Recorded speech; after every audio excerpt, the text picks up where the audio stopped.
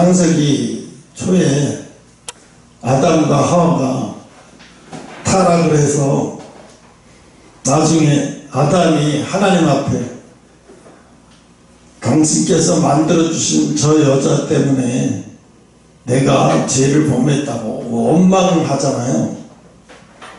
그런데 이 유대인 창세기에 보면 기가 막혀요.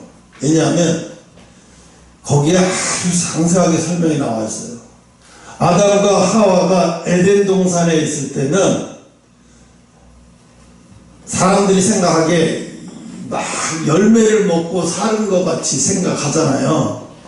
근데 그게 아니라 거기에 보니까 천사가 와서 그때그때 먹을 걸 하늘에서 와서 천사가 먹여줬어요.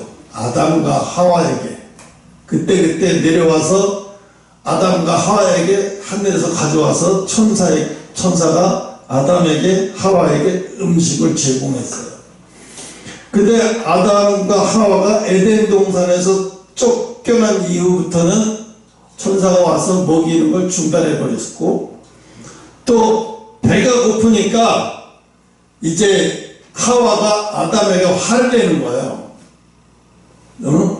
주인님, 제발 좀 어디 가서 먹을 것 좀 구해봐라. 배가 고파 죽을 것 같다. 그러니까 이제 아담이 아무리 씻고 가도 먹을 게 없는 거예요. 먹을 게 없는데, 근데 그 아담은 계속 먹을 것 같고 불평불만하는 거예요. 먹을 게 없는데 어찌 가서 구해봐라, 뭐 해봐라. 그러니까 아담이 막 멀리까지 가서 구해봤는데 먹을 게 하나도 없어요. 아무리 돌아다녀도 풀밖에 먹을 게 없는 거예요. 그래서 다시 돌아와서 안 되겠다. 하나님 앞에 우리가 죄를 지었으니까 기도해야 될 것 같다. 그러면서 아담이 하와에게 뭐라 하냐면, 너는 요르단강에 가서 돌멩이를 올려놓고, 그 돌멩이를 올려놓으면 목이 차는 데까지 가서 쑥 들어가는 높이에 가서 돌멩이를 올려놓고 돌멩이를 밟으면 목이 올라오는 만큼 하는 그 40일 동안 있어라. 그러면 나는 다른 데 가서 내가 40일 동안 단식 기도를 하겠다. 하나님 앞에 죄를 용서해 달라고 단식 기도를 하겠다 그랬어요. 나중에 40일을 단식 기도를 이제 아담이 40일 동안 단식 기도를 하고 하와에게 가보니까 하와가 거룩하고 있는 거예요. 그러니까 아담이 하와에게 이제 나와라. 거기서 나와라. 그래가지고 이제 거기서는 보니까 이제 노동을 해야, 그때부터는 노동을 해야 먹을 수 있는 그거를 이제 천사가 와서 알려주는 거예요. 이제는 옛날같이 가만히 있으면 너희들 굶어 죽는다. 노동을 해야 먹을 수 있고 노동을 해야 살 수가 있다고 하면서. 그래서 아담과 하와가 이제 하와가 임신을 해요. 이 임신을 하는데 임신해서 산딸이 가까워지니까 하와가 그때는 고통이라는 걸 모르잖아요. 처음으로 이제 산기가 오면서 고통이 느껴지니까 거기서 또 하와가 아담에게 화를 내는 거예요. 내가 왜 이렇게 고통스러운지 모르겠다. 내가 아이를 낳을 때가 돼서 그런가 왜 이렇게 고통스럽냐. 엄청 고통스럽다고. 그리고 하니까 아담은 고통을 알아요, 몰라요? 모르는 거야. 고통을 아무리 얘기해도 못 느끼고 모르지 당연히. 근데 이제 산기가 돼서 하와가 아이를 딱 낳는데 아이가 낳자마자 걸어가더니 아이를 출산했는데 아이가 출산하자마자 걸어가서 저만큼 걸어가서 나뭇가지, 파란 나뭇가지를 꺾어가지고 가져와서 엄마한테 갖다 주는 거예요. 우리가 생각할 때 그랬죠. 우리가 상상할 때 그랬잖아요. 아담이 하와가 알을 낳고 또 아이가 걸을 때까지 한 3년 걸렸겠구나. 아니에요. 아이가 낳자마자 걸었더라고요. 거기는 그 창세기 유대인 창세기에 보면 하와가 아이를 낳는데 아이를 낳자마자 아이가 걸어요. 걸어가서 파란 잎사귀에 남은 나무 껍데기를 잘라가지고 와갖고 지 엄마를 주면서 뭐라고 했는데 그 내용은 내가 아직 기억을 못해서 잃어버렸는데, 그런데 그 아담이 나중에 하와가 나중에 60명 가까이를 낳아요. 60명을 낳아요. 여자와 남자 포함해서 60명이 더들 하여튼 60명가량 나와요. 그래서 아담이 이제 죽을 때가 되잖아요. 930대 죽을 때가 되니까 아담이 자기가 죽을 때가 된 것을 이제 느끼는 거예요. 아, 내가 이제 죽겠구나. 느끼고 이제 가족들을 다 불러요. 가족들을 다 부르니까, 자식들을 다 부르니까 60~70명이 오는 거예요. 가족들 앞에서 내가 이제 곧 죽을 것 같다. 너무 오래 살아 내가 죽을 것 같으니까 나를 죽으면 파묻어라. 그 대신에 5일이 넘지 않게 장사를 지내는데 나를 5일이 넘지 않게 해라. 5일 동안 딱 하라고 하더라고요. 근데 아담이 딱 죽는 순간에 예수님이 죽으실 때처럼 똑같이 하늘에서 번개가 치고 빛을 잃어서 어둠이 캄캄해지면서 똑같이 그런 현상이 일어나는 거예요. 아담이 죽으니까. 왜? 하늘이 슬퍼하는 거죠. 죽음이 사망이 이 땅에 들어오는 순간이니까. 사망이 이 땅에 들어와서 인간이 죽지 않아도 될 죽음을 맞이하게 되는 순간에 인간의 시초의 아담이 죽으니까 막 하늘에서 번개가 치면서 막 무방에 쏟아지고 막 난리가 치면서 몇 시간 동안 암흑기가 막 캄캄해져요. 똑같이 예수님이 죽으실 때처럼 똑같이. 그러니까 이제 자식들이 막 애도를 하고 놀래고 막 난리가 나고, 아버지를 다 묻었어요. 근데 웃기는 것은 나중에 한 며칠 후에 엄마도 이제 자기가 아파서 죽을 것 같으니까 이제 자식들을 불러서 이제 유언을 남기고 죽는데, 엄마가 죽었을 때는 그런 게 하나도 없어요.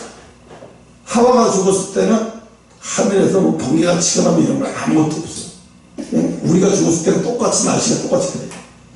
그래서 자식들이 엄마를 갖다가 땅에 묻고 5일 동안 애도를 해요. 그래서 내가 그걸 보면서, 아, 이게 죄의 유혹에 넘어가면 누구예요? 하와잖아요. 하와가 유혹에 넘어가서 남편도 죽게 만들고 그렇게 된 거잖아요. 그걸 보면서 이게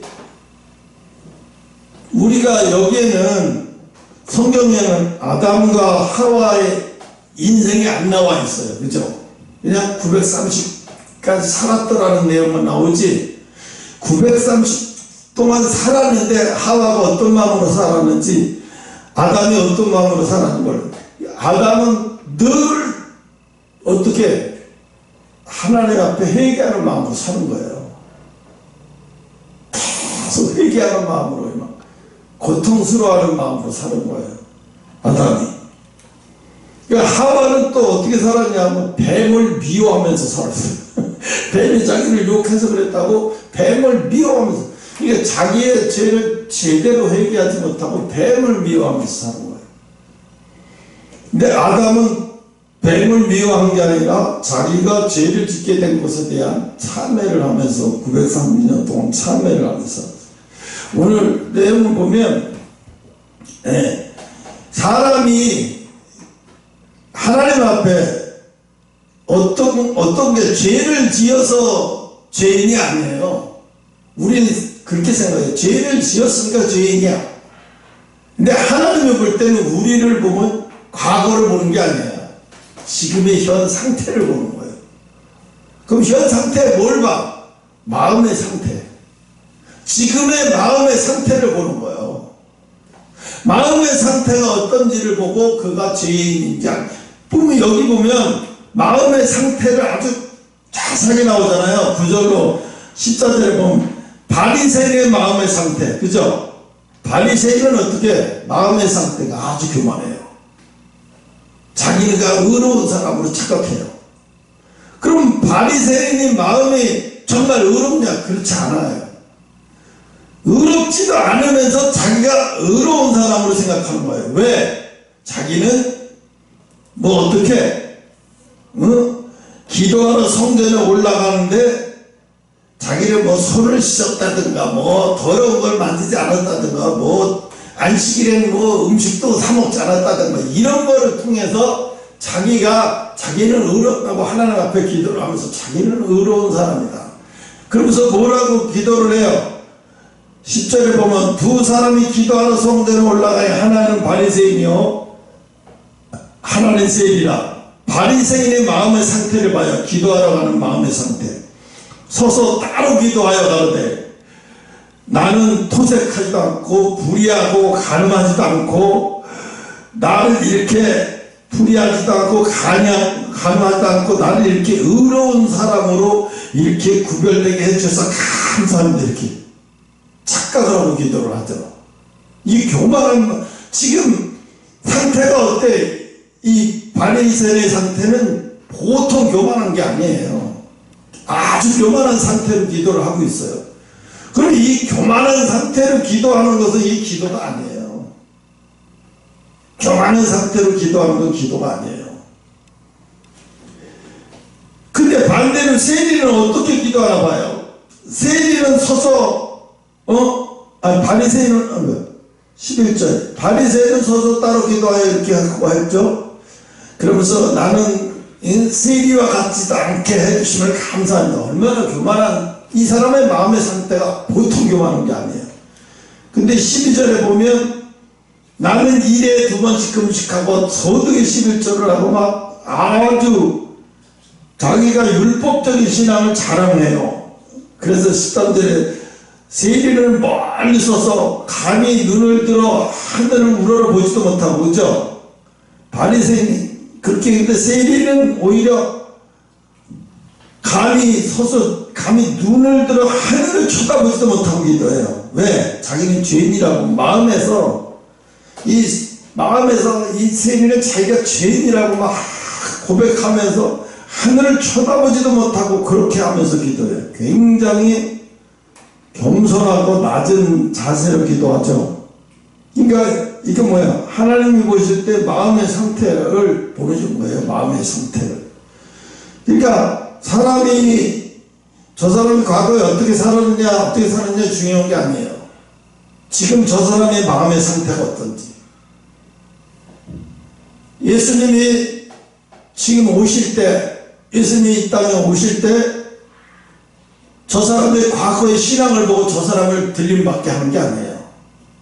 지금 마음의 상태가 어떤지를 보고 들림받는 거예요. 지금 마음의 상태가 어떤지를 보고 들림받는 거예요. 과거에 어떤지, 과거에 아무리 의로웠던지, 과거에 아무리 더러웠던지 그건 중요한 게 아니에요. 지금 마음의 상태가 중요한 거예요. 겉으로 보이는 건 중요한 게 아니에요. 마음의 상태가 어떤지. 마음의 상태가 세리처럼 이렇게 겸손한지 아니면 바리새인처럼 교만한지 이 두 가지예요. 둘 중에 하나예요. 그 예수님이 오실 때는 첫째는 성령이 충만해져 있으면 바리새인과 같은 생각을 도저히 가질 수가 없어요. 자기가 자기를 의롭게 생각할 수가 없는 거예요. 왜? 아까도 얘기했잖아요. 내가 결핍이 천지인데 내가 성령이 충만함으로 그 결핍 같은 것이 싹 없어지니까 내가 굉장히 하나님 앞에 아주 거룩한 사람이 되어 있는 거지. 만약에 성령이 없으면 나는 결핍 천지에서 감히 하나님 앞에 쓸 수도 없는 자라는 거죠. 그러니까 마지막 때 뭐예요? 성령이 충만해야만, 기본적으로 성령이 충만해야만 겸손한 세리처럼 될 수가 있어요. 겸손한 세리처럼. 지금 보면 교회에서 장로, 안수집사 이거 기도하는 것이요. 안수집사 뭐 되려면 5천만원 내야, 아니 장로가 되려면 5천만원 내야라고 그러고, 이거는 그냥 큰 교회 같으면요 장로가 되려면요 5천만 원 택도 없어요. 안수 집사인데 아마 그 정도 될걸? 아까 오는데도 버스, 대형 버스 한 45인승 대형 버스가 여기서 탁 더니 사람을 태워요. 몇 명 태우냐? 4명 타.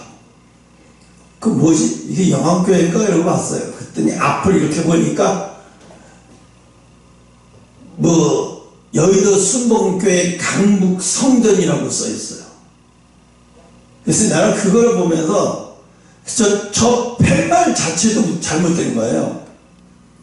그냥 여의도 그냥 순복음교회 그냥 강북교회라고 하면 모르는데 강북 성전은 아니에요. 성전은 이 땅에 하나도 없어요. 성전은 이건 성전이 아니고 교회예요. 교회. 왜? 성전은 구약시대에서 끝났거든요. 그래서 예수님이 성전이 있으면 사람이 성전 안에 아무나 들어갈 수도 없고 이미 성전 구약시대 끝났어요. 예수님 오셔서 그 성전을 다 해파하셨기 때문에 성전이라고 하는 것은 맞지 않아 사실은. 그럼 뭐가 맞아? 교회라고 하는 것이 맞죠. 교회, 예배드리는 장소. 근데 보니까 강북 성전이라고 써있더라고요. 그러면 강북 성전이면 대한민국에 여의도 순복음교회 성전이 얼마나 많아? 하나님 보실 때 웃기잖아요. 성전이 아니에요. 그냥 교회예요. 예배드리는 장소. 그런데 그 강북 성전에 어마어마한 45인승 대형 버스가 가고 딱 4명 싣고 가더라니까요. 없어요. 이제 거의 성도가 많이 없어졌어요. 없어진 게 아니라 뭐 인터넷에서 예배 드리든가 아니면 다른 교회로 갔다든가. 내 친구도 보니까 안 다녀요. 30년을 다닌 교회라. 코로나 이후로 안 가 교회라. 그래서 내가 말도 안 하는데 하나님이 오늘 우리가 이 마음의 상태를 사람들은 그러잖아요. 막 그 이장님이가 예수님 오신다고 할 때 사람들이 막 신옷 입고 막 그 자체가 너무 웃기는 거예요. 그 옷이 아니거든요. 그 신옷이 아니에요. 영적인 모습이 깨끗한 것이 신옷이고 우리의 영적인 모습이 깨끗한 것이 신옷이에요. 항상 회개가 이루어지고 있고 죄를 안 져서 깨끗한 게 아니에요. 죄를 짓지만 항상 회개가 이루어져. 왜? 내 안에 성령이 늘 함께하니까 늘 해넘어가기 전에 내가 잘못한 것이 기억나게 되고 저녁 때 되면 그거 묵상하게 되고 그걸 또 회개하게 되고 예수님 내가 이 죄를 죄를 졌습니다. 용서해 주세요 하고 회개를 하고. 생각을 해보세요. 하나님이 아담이 죽을 때 사람들은 되게 모르고 있어요. 아담이 죽을 때 예수님과 같은 그런 현상이 일어났다고 성경에 어디에도 기록한 게 없기 때문에 아담이 죽었을 때도 똑같이 모든 인간의 죽음이 똑같이 그럴 거라고 생각하는데 전 그렇게 생각 안 했거든요. 왜냐하면 아담을 하나님이 죽이려고 이 땅에서 만드신 게 아니기 때문에 아담이 죽었다라는 얘기는 인간이 다 죽어야 된다는 얘기이기 때문에 죽음이 들어왔다는 얘기이기 때문에 이 땅에서 어마어마한 슬픔의 고통의 그 시간이거든요. 그 해도 달도 별도 자기를 다 잃어버린 거예요. 해도 달도 별도 멈추고 깜깜했다는 얘기는 아까도 얘기했잖아요. 뭐가 멈췄다? 하늘에서 천사들의 찬미가 멈췄다는 거예요. 그 시간만큼은 하늘에 있는 하나님을 찬양하는 천사들도 찬양을 멈춰버린 거예요. 왜? 너무 슬퍼서. 아담의 죽음이 너무 슬퍼서 그 아담의 죽음이 너무 슬픈 게 하나님이 슬퍼하시는 하나님을 보면서 천사들도 슬퍼서 그 순간을 찬양할 수가 없었던 거예요. 그래서 잠깐 멈추는 그 순간에 어떻게 해요? 해와 달도 별도 다 깜깜해지는 거, 온 인류가 다 깜깜해지는 거예요. 그러니까 사람들도 오늘날 여러분 철학 강의를 다 들어봐요. 되게 옳아요. 정말 옳은 얘기가 다 맞는 얘기인데 이렇게 듣고 있으면 한절기 듣고 있다 보면 그게 초등학문이라는 게 알게 돼요. 왜 저 사람은 저 초등학문에 밖에 저기서 더 이상 못 갈까? 그 초등학문의 철학에 더 이상 못 가. 사람은 이게 맞아요. 뭐가 맞냐면 진화가 맞아요. 창조 후에 진화됐어요. 그게 맞아요. 근데 창조를 빼먹고 진화론자들은 창조를 빼고 진화를 이야기를 하죠. 그래서 원숭이가 이렇게 돼서 사람 된 것처럼.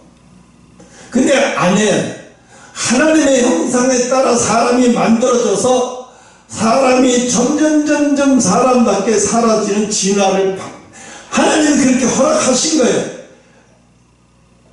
이 계시록에 보면 마지막 때 막 동에서 사람들이 서로 가고 서에서 도로 가고, 이게 뭐예요?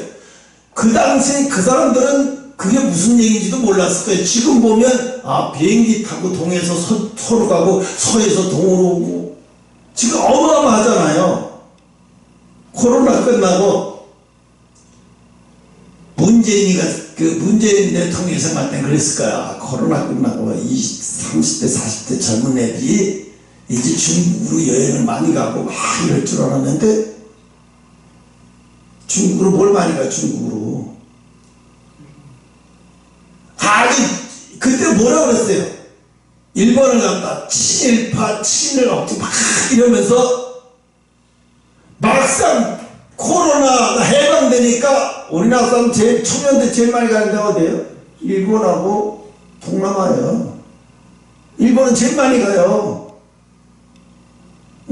아니 그렇게 친일 어쩌고저쩌고 하면서 막 친일 외치고 막 난리 치더니, 그럼 그 사람들이 친일을 외쳤던 그 사람들이 친일파들은 다 죽이고 뭐 어쩌고저쩌고 막 죽창을 들고 막 죽여야 된다고 막 조국이라는 사람도 그랬는데, 아니 그러고 코로나가 풀리니까 일본은 제일 먼저 많이 간다? 웃기잖아.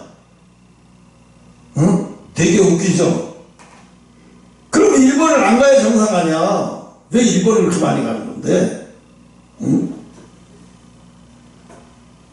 말도 안 되는 짓거리예요. 겉과 속이 너무 다른 거예요, 이 사람들은요. 이 사람들의 특징은 뭐냐? 겉과 속이 너무 달라.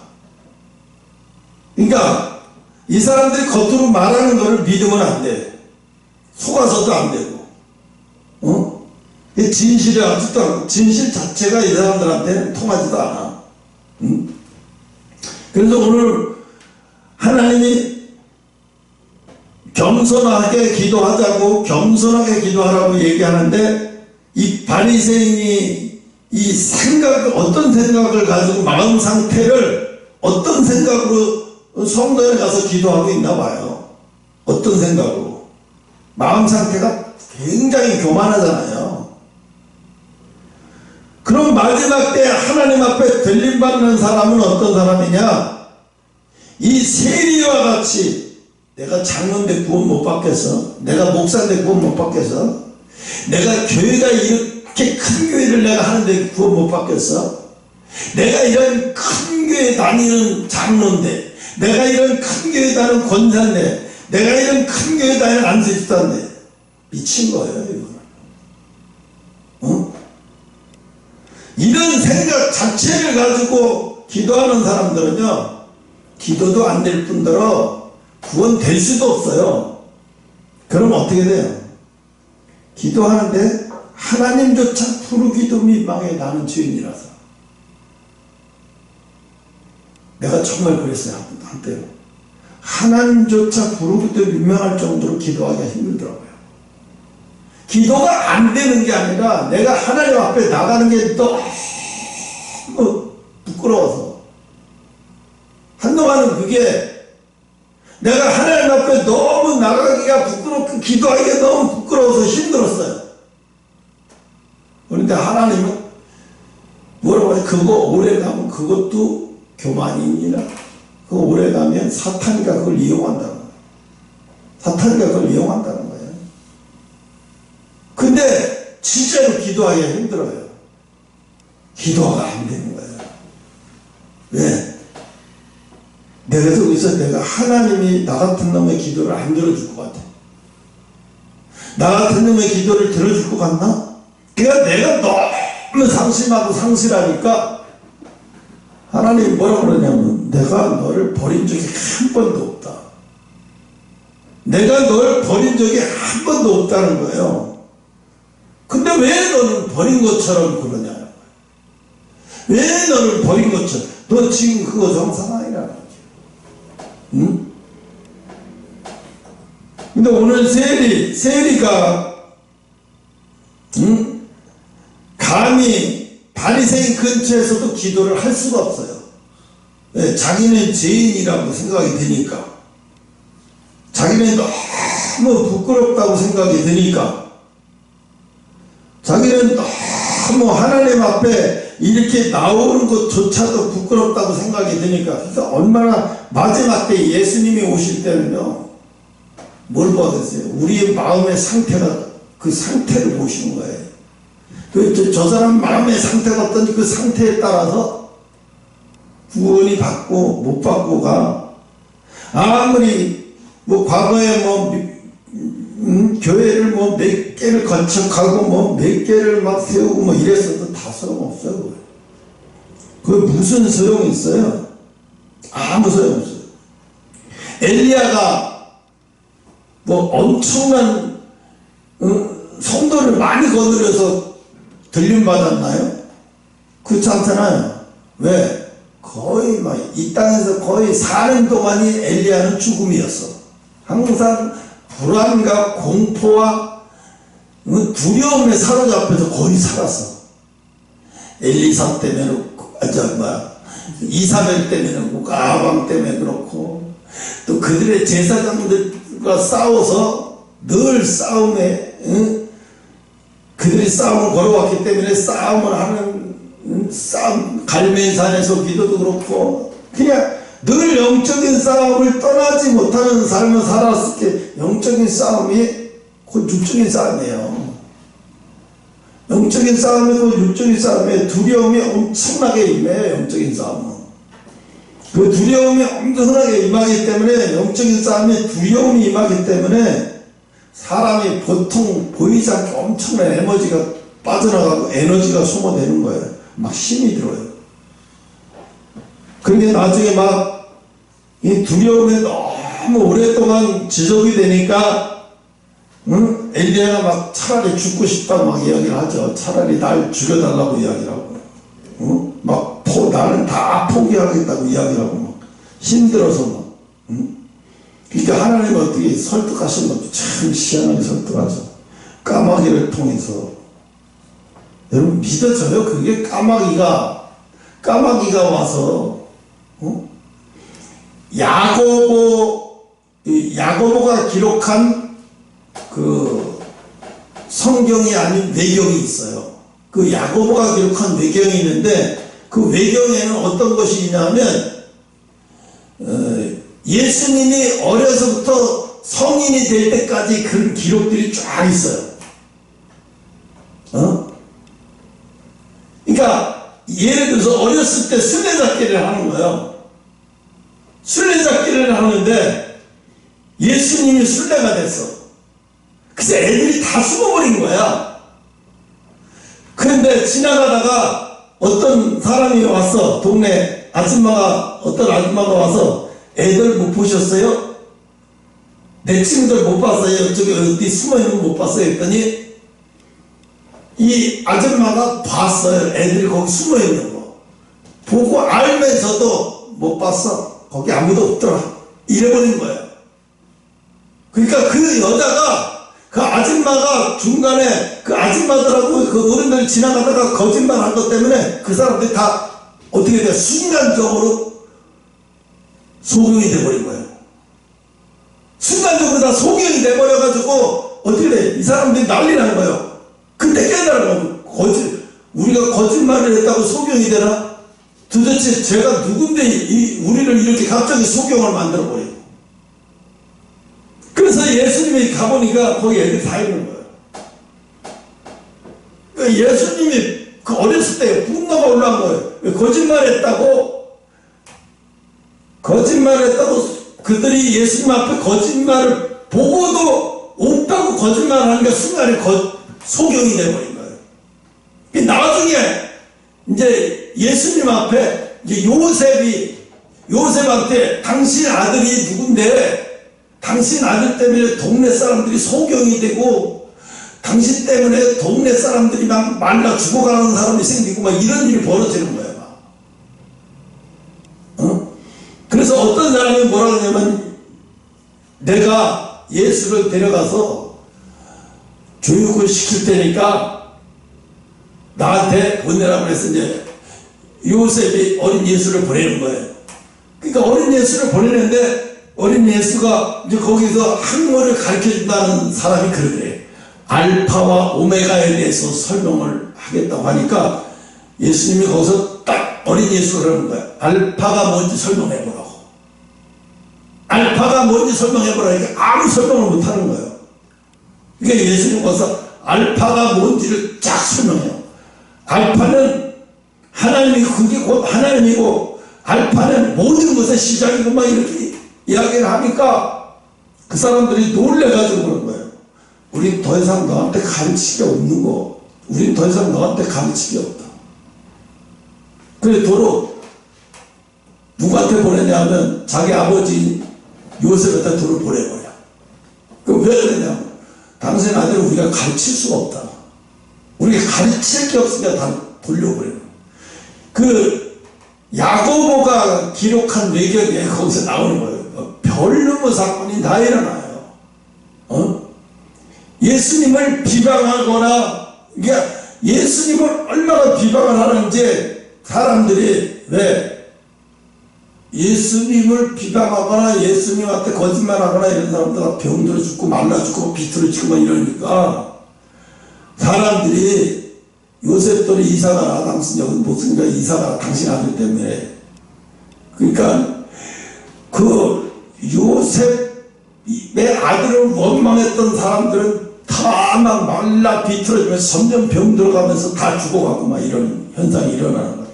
그러니까 요셉이 내 아들이 보통 아들이 아니라는 것을 깨달은 거예요. 그때 보통 아들이 아니구나. 이거는 너무나 보통 아들. 한 거는 내가 그랬죠. 그런 얘기도 했잖아요. 진흙을 만들어서 새를 만들어 갖고 날리는데 아버지가 너는 왜 안식일 날 그 진흙을 가지고 새를 만드냐, 안식일 날은 아무것도 하지 말아야 되는 것을 모르느냐 그랬더니 그걸 고발한 사람이 있어요. 그 어린애들이 그거 하는 거 보고 어린 예수가 그 장난하면서 새를 만드는 걸 보면서 요셉인 아버지한테 가서 당신 아들이 주일날 안식일을 범했다. 아무것도 하지 말았는데 새를 만들고 못 만든 거예요. 그 고자들한 거예요. 그 사람이 어떻게 됐냐 하면 손이 없어져 버렸어요. 손이 녹아서 없어져 버렸어요. 그 말하는 손도 녹아서 없어지고 벙어리가 돼버리고 막 이런 일이 벌어지는 거예요. 그래서 이야, 예수님이 어렸을 때 사는 동네에서는 어른들이 얼마나 불안하게 살았을까, 얼마나 불안하면서 살았을까 하는 생각이 들더라고요. 그러니까 감히 사람들이 이제 그때부터는 감히 요셉을 감히 함부로 마음으로도 욕할 수가 없어. 겁이 나서 두려워서 너무 무서워서. 무섭기도 하겠죠. 너무 어마어마한 일들이 막 벌어지니까. 그걸 내가 그게 한 40분짜리인가 그걸 다 읽어봤는데 아 정말 이랬겠구나. 여기는 성경에는 없지만 정말 이러셨겠구나. 왜?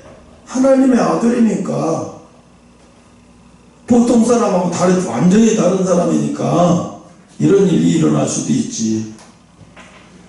그래서 오늘 예수님은 마지막 때 오실 때 마지막 때 오실 때 의로운 자를 찾는 게 아니에요. 죄인을 찾으러 오시는 거죠. 죄인을. 응? 죄인, 어떤 사람이 죄인? 하나님 앞에 자기가 죄인이라고 생각하면서 사는 사람. 하나님 앞에 자기가 죄인이라고 생각하면서 사는 사람. 하나님 앞에 자기가 기도하면서도 하나님 앞에 자기가 큰 은혜를 입었다고 생각하면서 사는 사람. 응? 어저께 윤석열 대통령이 그랬잖아요. 미국 의회에 가서 대한민국이 이렇게 잘 살 수 있게 되고 이렇게 된 거는 미국의 청년들 3만 5천 명이 희생자가 있었고 미국의 많은 무기와 이런 것들을 지원을 통해서 대한민국이 거의 공산주의에 넘어갔다 다시 회복될 수 있었던 것은 미국이 절대적인 자유와 대한민국을 지켜주고자 하는 마음 때문에 이게 가능했다, 이런 얘기를 이제 막 강조를 하면서 얘기를 하죠. 이게 그 얘기는 뭐예요, 결국? 오늘날 대한민국이 이렇게 잘 살게 된 것은 당신들의 후손들이 전쟁에 참여해서 이름도 없는 모르는 나라의 전쟁을 목숨을 걸고 와서 지켰기 때문에, 그것 때문에 대한민국이 이렇게 살게 됐으니 우리는 당신들의 큰 은혜를 입은 사람이다, 이 얘기를 한 거예요, 영어로. 그 얘기를 하니까 사람들이 안 믿어 설 수가 없잖아요. 왜? 첫째는 자기들의 조상들이 50년 전, 70년 전에 와서 그런 일을 해가지고 희생당한 사람들을 생각하니까 당연히 일어나서 박수를 쳐야 돼. 그 사람들이 받아야 될 박수를 이 사람들이 받고 있는 거잖아요. 박수를 치면서 뭐라고, 이 사람들이, 이 대통령이 지난번에 왔던 대통령은 빨갱이라고 소문이 쫙 나가고 그러더니 이 사람은 완전히 다르고 진실을 얘기하는 사람이구나. 그들이 박수를 치면서 기분 좋아하고 놀랬던 것은 뭐예요? 한국의 진실을 묻어버리는 사람들이 아니구나. 진실을 알고 있는 사람들이구나. 이 대통령은 진실을 알고 고마워하고 여기 와서 역사 이야기를 하면서 당신들의 조상이 너무너무 고맙고 감사하다고 이야기를 하는구나, 그렇게 이야기를 하잖아요.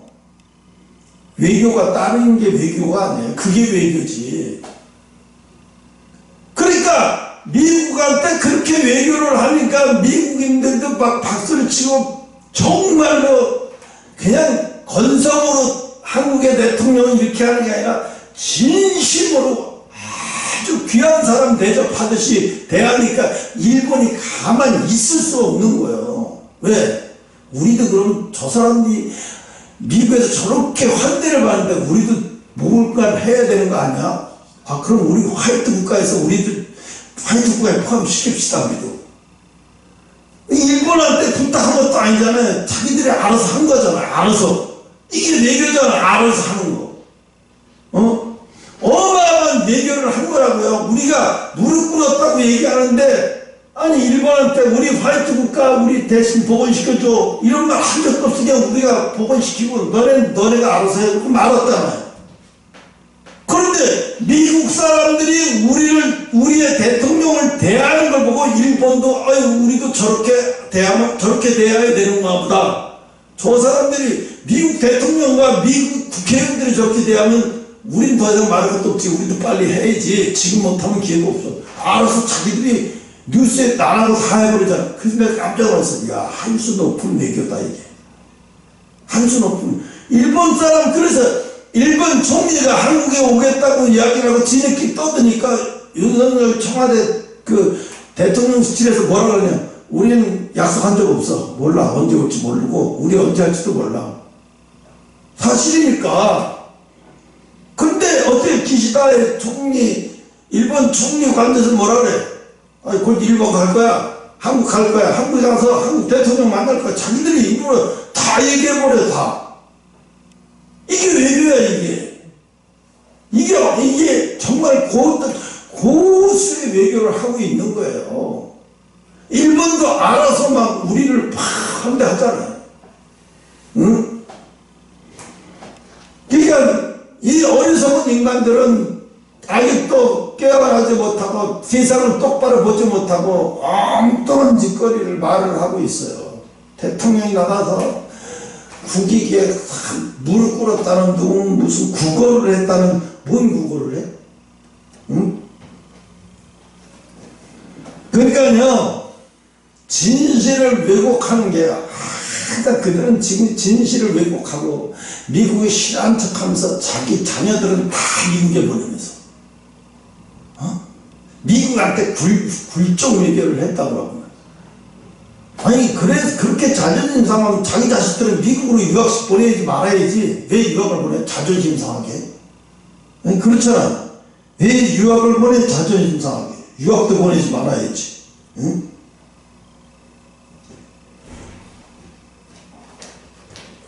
그래서 여러분 빛이라는 것은 절대로 인간의 어둠에 빠질 수가 없어요. 빛은 응? 빛이 존재한다는 것은 아까도 얘기했잖아. 빛이 존재한다는 것은 이 우주가 하나님을 찬양하고 있다는 증거라고. 이 모든 우주의 생명체들이 우주가 이렇게 살아서 움직이고 돌아가는 것은 하나님을 찬양하는 이 찬미의 에너지가 나와서 그것 때문에 이 우주가 다 돌아가고 있는 거예요. 응?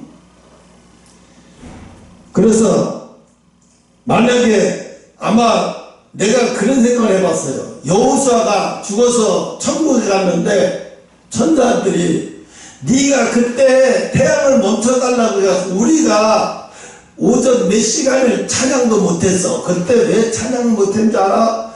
네가 찬양을 못하게 만들어서 찬양을 못했어. 아마 그랬을 거야. 그러지 않았을까 싶어요. 응? 그 천사들의 찬양 소리가 얼마나 아름답고 얼마나 그 아름다운지 그걸로 통해서 모든 생명체도 살아가고 돌아가고 응? 이 세상의 모든 생명체는요 사랑을 통해서 역사해요. 사랑을 통해서 자라나요. 식물도 말은 안 하지만 사랑을 받으면 상대에게 표시를 해요. 나를 사랑해주는 주인한테 내가 사랑받고 있다고 하는 증거를 식물도 나타내요. 근데 집도 마찬가지예요. 집도 그러니까 이게 이 집이 아무것도 아닌 것 같아도 이 집에도 생기가 있어요. 사람이 그 안에서 있으면 집이 생기가 유지돼요. 근데 사람이 없으면 집이 폐허가 되는 이유가 왜 그래요? 그 안에 생기가 사라졌기 때문에 그래요. 그 안에서 생기가 없기 때문에 그래요. 하나님의 형상을 닮은 우리는 우리 속에 어마어마한 사랑의 에너지가 있어요. 좋든 싫든 있으면 힘을 줘가지고 사람이 살 때는 그렇게 힘없는 노인네가 살았을 때도 집이 그렇게 버티다가 그 노인네가 죽고 아무도 안 사니까 집이 부석부석 하면서 얼마 안 가서 망가져버려요. 희한해. 그런데 어떤 미국인 건축가예요. 한국 아내하고 결혼해가고 미국에 살다가 한국 여행을 나가다가 한국에 여행을 왔다가 전라도 어디에서 그 집을 보고 사버렸어요. 사가지고 다 뜯어가지고 그 안에는 서양식으로 해놓고 석가래 해가지고 진짜 잘 만들어 놨더라고요. 뭐 덧한 게 없어요. 그대로야. 내부만 서양식으로 바꿨지 그냥 속 안에 들어가면 그냥 옛날 그 석가래 있고 나무 축축하게 그대로 있어요. 얼마나 멋있는 게 그대로 보여. 나무도요 그게 사랑을 받으니까 그 석가래 같은 나무가 전에 집 쌓일 때는 거기에 천장 이렇게 해가지고 쥐가 들들했어요. 나무가 썩은 나무같이 보이더니 그걸 수리해가지고 다 뜯어내고 그냥 니스라고 다 해버렸더니 엊그제 산 나무 같다 하는 것 같이 싱싱해버려요. 나무가 보니까 그게 거의 150년 된 집이래요. 외국에는 이상해. 영국에는 새 집이 비싸잖아요. 우리가 생각해. 새 집보다 100년 된 집이 더 비싸요. 웃기죠? 우리나라도 왜 100년 된 집하고 물론 이제 무슨 고택이라든가 그런 건 다르겠지만 근데 미국, 영국에는 평균적으로 그렇대요. 평균적으로 보면 한 100년, 50년, 100년 된 집이 더 비싸대요. 지금 바로 새 지은 집보다. 그걸 왜 그래요? 그 사람들은 집에 가치를 두는 거예요. 가치, 이 집이 이런 역사가 있고 이런 역사가 있어. 어떻게 지어졌나 그 역사를 통해서 이 집이 가치가 달라지는 거예요. 그래서 돈 없는 사람은 오래된 집을 살 수도 없대요. 왜? 현재 새로 진 집이 더 싸니까. 왜? 오래된 집을 살려면 더 비싸니까. 뭐 손흥민이가 사는 집도 보니까 우리나라로 건 한 70억, 80억짜리 가까워요. 근데 그 집도 100년이 넘게 됐대. 100년. 70억, 80억 되는데 100년이 넘게 된 집이래요. 근데 뭐 이게 내부 보니까 내부는 현대식으로 싹 꾸며놓고 잘 돼 있더라고요. 근데 물어보니까 그게 100년이 넘었대요. 집이. 근데 우리가 생각할 때 100년이 넘은 집이 뭐 이렇게 70억, 80억이나 되나 그렇게 생각할 때. 근데 그 사람들은 그게 아니에요. 외형을 보면 정말 고풍스럽고 이게 정말 역사가 있는 집이구나 이렇게 한눈에 보이니까. 그래서 오늘 하나님은 기도를 아까도 얘기했지만 기도를 바리새인과 같은 기도를 하면 그건 기도의 시간을 낭비하는 거예요. 그러니까 어떤 기도를 해야 돼요? 시리에 같은 기도. 나는 회개해도 계속 회개할 게 많다고. 제가 언제 그랬죠? 산에서 기도하는데 무슨 회개할 게 이렇게 많은지 아침에 8시에 기도했는데 오후 4시에 끝났다고. 점심도 안 먹고. 계속 눈물이 나는 거예요. 계속. 나는 몰라요. 내가 뭐 이런 죄 졌고 저런 죄 졌고 얘기한 게 아니라 그냥 계속 눈물이 나는 거예요. 하나님이 감사합니다. 하나님 용서해 주세요. 이 용서해 주세요 소리만 계속 나와. 그게 8시간이야. 그리고 그게 어디냐면 그날만 딱 내고 그 이튿날은 그런 기도가 안 나오는 게 아니라 그 이튿날 되니까 또 기도가 나와. 그러니까 뭐라고 했냐면 주변에서 너는 그냥 안 지기만 하면 우냐? 뭔 그게 슬픈 일이 와서 안 지기만 하면 우냐? 그래서 그 나중에 내가 그런 얘기를 했어요. 당신들은 기도가 뭔지 들어가지도 않은 사람들이야. 그러니까 그런 소리 하지. 기도가 뭔지 들어가봐. 그런 소리가 나오는지. 그러니까 한마디 못해. 그래서 내가 나중에 내가 다 기도를 한 다음에 어떤 여자 전도사가 나처럼 내가 한 걸 따라 하려고 해서 죽었다고 얘기했잖아요.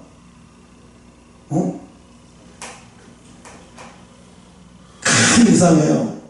아브라함이 본토 아비집을 떠나서 내가 네 지시할 땅으로 가라 했다고 아브라함 따라 한다고 돼요? 안 돼요. 따라하면 죽어요. 아브라함이나 그렇게 되는 거죠. 아브라함 선택받지 않은 사람이 그 아브라함처럼 하면 죽어요. 굶어 죽든가 맞아 죽든가 타인의 동네 가서 맞아 죽든가 굶어 죽어요. 왜? 아브라함이니까 되는 거예요. 아무나 그렇게 되는 게 아니에요. 응? 제가 여기서 이렇게 생각해 봤어요. 아까 제가 저기 사진을 걸어놓은 게 이유가 그 사진이 뭐 좋아서 걸어놓은 게 아니라 저걸 보면서 그때 하나님이 주셨던 은혜가 상기시키고 기억나고 떠올리게 하기 위해서 저기 소파에 앉아서 그 사진을 보면 다 떠올라요. 저럴 때 하나님이 이런 은혜를 주셨는데, 저럴 때 하나님이 이런 은혜를 주셨는데, 그러면서 다 떠올라요. 그런데요, 어떤 교회도 그렇게 못해요. 어떤 교회도 그렇게 따라하면요, 큰일 나요. 못 따라하지 못해요. 우리 교회만 할 수 있는 거지 아무나 못해요. 응? 근데 왜 하나님은 그렇게 해놓고 성도들 다 보내셨을까? 근데 처음에 하나님이 그렇게 하신 이유가 우리가 너무 세상 쪽에 관심에 사로잡혀 있고 다른 교회들을 다 교회를 개척하면 다 그렇게 해야 되는 거고 그렇게 하는 건 알고 있잖아요. 그 방식은 그대로 해서 해놓고 1세대를 그렇게 해서 다 보내버리고 이제 본격적인 작업에 들어가는 거예요. 본격적. 하나님이 그때도요, 경지 보낼 때도 하나님 뭐라 그러셨나? 걔 보내라. 그래서 내가 보내라고 하는데 거기서 왜요? 왜요? 그랬어요. 그랬더니 걔는 세상을 선택했다. 세상을 보내라. 그래, 세상으로 가서 죽겠다는 애를 내버려두라고요? 건져야 되잖아요. 예수님도 가서 외치라 그랬는데, 아니, 세상에 가서 죽겠다는 애를 내버려두라는 건 뭐예요? 세상을 선택한 사람은 어쩔 수 없어요. 전도 안 돼요. 이미 세상을 선택했는데 뭘 보내야 돼. 보내야 돼. 보내니까 내가 마음이 너무 아프잖아요. 마음이 너무 아파니까 마음 아파하지 마라. 왜요? 또 왜요? 그랬어요. 내가 한 영혼을 세상으로 보내서 네가 아파하는 것보다도 수만의 영혼을 줄게. 그랬어요. 수만의 영혼을 줄게. 아파하지 마라. 왜? 이미 선택했는데 그걸 아파할 필요 없다는 거예요. 이미 선택하기 전까지는 막 아파하면서 구구절절 기도하지만 선택했을 때는 아파하지 말라는 거예요. 이미 그 문제는 끝난 거라고. 응? 그때 하선생 기도할 때도 그랬어요. 그를 보내라. 왜요? 그는 내가 택한 자가 아니다. 내가 택한 자가 아니다. 너한테 내가 택한 자가 아니래. 보내래. 그때도 아팠어요. 그때도 아파하니까 하나님 그때 똑같은 얘기를 하세요. 내가 너를 크게 쓸 때 많이 안 넣지 마. 보내래. 그래서 아파하지만 보내기가 너무 민망해서 밥을 해가지고 마지막으로 밥을 먹으면서 보냈어요. 저녁에 우리 집 와서 같이 밥 먹고 그리고 잘 가라고. 근데 이 하신의 선생님이 가지 못하고 가기는 갔는데 몰래 우리 집에 와서 버섯 같은 거 사다 놓고 뭣도 사다 놓고 가고 뭣도 사다 놓고 나중에 불러서 그러지 마. 더 이상 한 번만 더 그러면 안 돼. 더 이상 그러지 마. 하지 마. 오지 마. 이랬어요. 그러니까 내가 보니까 아니 개척교회가 사람이 와도 모자를 판결하고 있는 사람 가놓고 오지 말라고 막 사정을 하고 오지 말라고 막 이야기를 하는 게 내가 이게 지금 정상적인가, 이게 정말로 하나님의 음성인가, 정말로 의심도 했었어. 사실은 의심이 가더라고. 너무 그러니까 의심도 갔어 그때. 근데 나중에 이제 지나가 보니까 그 글을 하나님이 보내신 이유를 알게 된 거죠. 왜냐하면 교만해서 그런 게 교만이 들어가면 안 돼요. 교만은 약도 없어요. 그래서 하나님이 세리가 그가 하나님이여 불쌍히 여기소서 나는 죄인으로서이다. 13절을 보면 세리는 멀리 서서 감히 눈을 들어 하늘을 우러러보지도 못하고 가슴을 치며 통곡하며 기도한 거예요. 또 14절에 보면 내가 너희에게 이르니 사람이 저보다 의롭다 하심을 받고 집에 내려가느니라. 무릇 자기를 높이는 자는 낮아지고 자기를 낮추는 자는 높아지리라 그랬어요. 마지막 때 들림받을 자의 표상이 뭐예요?